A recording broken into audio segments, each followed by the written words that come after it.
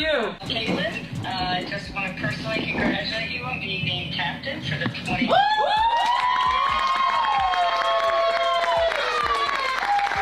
The better part of 2 years, maybe even 3 years, the mainstream media has been trying to convince us that Angel Reese is a huge star. The WNBA's annual Midsummer Showcase has once again become a lightning rod for controversy, as Angel Reese finds herself sidelined while Caitlin Clark steps into the spotlight as captain of the 2025 All-Star Game. What should have been another fiery chapter in their headline-grabbing rivalry has turned into a sobering referendum on performance versus perception, talent versus theatrics, and the critical gap between being popular and being truly elite. While Clark earns her spot through sheer consistency, game IQ, and leadership, Reese watches from the outside, reminded that hype can't outshine results forever. Angel Reese, I'm sorry, ma'am. What makes you think that you deserve to be in the top 10 in the whole WNBA in voting? Don't you know you got to compete with Plum, Collier, Breanna Stewart, Sabrina Ionescu, who else? Caitlin Clark, who is ranked 4th in the WNBA. She's ranked 4th. You are ranked 25th. Angel Reese and her infamous me bounds are back in the spotlight, but this time, it's not for highlight reels or accolades. After securing an all-star spot as a rookie, Reese swaggered into the 2025 season under the impression she had cemented herself as Caitlin Clark's equal. But that illusion has been decisively shattered. The fan voting told the story loud and clear. While Clark racked up a jaw-dropping 1,293,526 votes to earn her rightful place as All-Star captain, Reese couldn't even crack the top 10. With a mere 173,363 votes, she landed 13th overall, an embarrassing fall from grace for someone who once claimed the league as her runway. No one should be surprised Caitlin Clark led All-Star voting. The real shock is how far Reese's popularity and performance has plummeted. Clark, despite missing time due to injury and enduring a shooting slump, still averages 18.2 points, 8.9 assists, and 5 rebounds per game. She continues to set records, electrify arenas, and quite literally carry the sport forward. Reese, on the other hand, has regressed across the board. Her scoring has dipped from 13.6 to 11.7 points per game.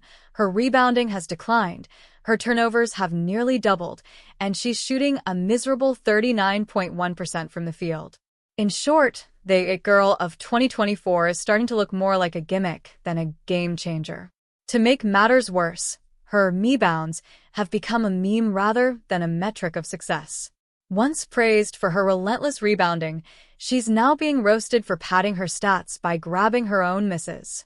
Even she leaned into the ridicule, acknowledging the viral joke and even attempting to trademark the term for merchandise, a move that says more about branding than basketball.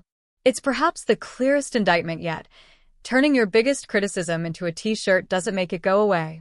Meanwhile, Clark's on-court impact is undeniable. She's setting viewership records, redefining what's possible for a rookie guard, and turning every game into a nationally televised event. In contrast, Reese's Chicago Sky sit at a dismal 5-11, clinging to relevance with duct tape and denial. Instead of lifting her team, Reese has become a coaching conundrum. Under new head coach Tyler Marsh, the Sky have tried everything: position changes, point-forward experiments, even developing her non-existent three-point shot. But trying to turn Reese into something she's not is like teaching a fish to climb a ladder. And when it matters most, she's not even on the court. In a rare Sky win, Reese was benched during crunch time while teammate Camila Cardoso dropped a career-high 23 points. The message was clear: Chicago plays better without its supposed superstar. The front office isn't sugarcoating it either. A blunt quote from Sky management summed it up: "The team needs more from Ree." That's not coach speak. That's a warning shot. When 17 points and 11 rebounds and a loss earn you Player of the Week, the bar hasn't just been lowered, it's underground. At this point, it's not fair to say Angel Reese is a bad basketball player. It's more accurate to say she's the worst well-known player in the league. She's not struggling in silence. She's failing loudly, with a personal hype train louder than her production can justify. Meanwhile, Clark just became the fastest player in WNBA history to reach 350 assists and the quickest point guard to 250 rebounds. She opened the season with a triple-double against Reese's Sky, no less, and hasn't looked back since. So yes, Reese's All-Star snub is about more than missed jumpers or bad press. It's a referendum on everything: how she carries herself, how she performs, and how she's perceived by fans, media, and even her peers. The coaches might toss her a pity reserve spot, but make no mistake, it would be charity, not earned praise. What this saga really exposes is a truth Reese hasn't seemed ready to face. Being famous is not the same as being elite. And right now, she's not the latter. Not even close. Angel Reese and her infamous Maybounds are back in the spotlight, but this time, it's not for celebratory headlines or flashy accolades. After earning an All-Star spot in her rookie year, Reese entered the 2025 season with the belief that she had cemented herself as Caitlin Clark's equal, a delusion now thoroughly dismantled by both statistics and public perception. Clark earned her All-Star captaincy with a staggering 1,293,526 fan votes, while Reese didn't even crack the top 10, limping in at 13th overall with just 173,363 votes. The contrast couldn't be more glaring. Clark, even while missing games due to injury, is averaging 18.2 points, 8.9 assists, and 5 rebounds per game, leading, lifting, and electrifying every arena she enters. Meanwhile, Reese has regressed in almost every category, falling from 13.6 points and 13.1 rebounds to 11.7 points and 12.3 rebounds. Her field goal percentage is a disappointing 39.1%, and her turnovers have nearly doubled. Despite being 6 feet 3 inches, her finishing ability around the rim is questionable at best, raising eyebrows and questions about her off-season work ethic and commitment to growth. It's not just the fans who've noticed. Even her own team appears unsure of how to use her.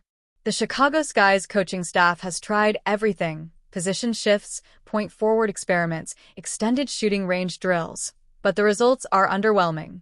Attempts to make her more versatile have revealed more holes than strengths. At one point, she was benched during crunch time while her rookie teammate, Camila Cardoso, delivered a career-high performance and helped the team win, without Reese on the floor. The message was clear: the Sky might just be better without her. The front office has gone on record saying the team needs more from Reese.